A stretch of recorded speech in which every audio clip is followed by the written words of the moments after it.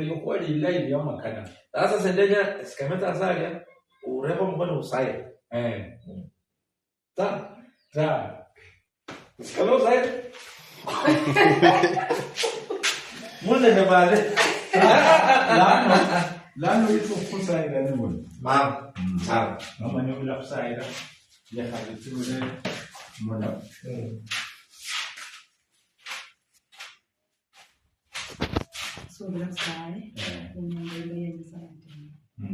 Baba Yesu, Mungu wa amani, tunakushukuru jinsi ulivyofanya.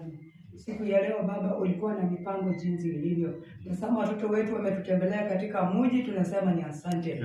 Kwa ajili ya sehemu hii Bwana unayotarajia kutufanyia kazi mbele yetu, nasi tunapisha mlangoni Baba. Ya kwamba wewe ndio Baba, wewe ndio mlinzi, katengeneze mapito mbele yake. Popote atakapopita Jehova mfunike na damu. Popote atakapoingia Jehova tangulia kuingia. Wewe ni Baba, tangia sasa chukua nafasi.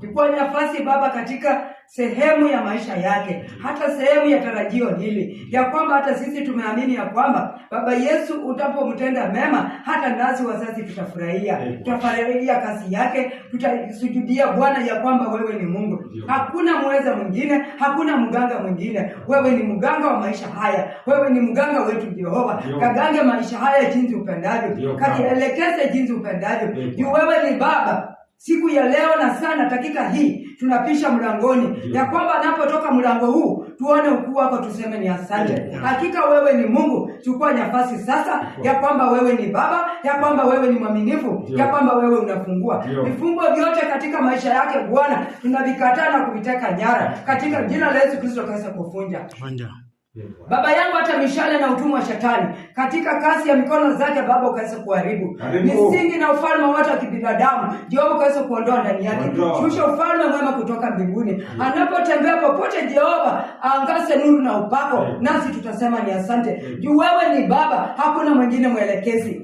Kuanzia nyumba hii ya ufalme Baba tunahitaji ufalme wako, ya kwamba wewe ni Mungu. Ameamini ya kwamba mzee huyu katika miaka yake anapoomba mbele yake Baba, hata wewe umesikia ombi hili. Nami nimeomba kwa niaba haya Baba, ya kwamba katika nyumba hii tengeneza mapito. Ongea Bwana kila jambo mbele yake. Lolote atakapoliongea mbele ya watu Bwana, iwe ni wewe umeongea. Sehemu yote atakayopita iwe ni wewe umetangulia. Asante Bwana kwa ajili umetenda. Katika jina safi naomba na kuamini. Amen.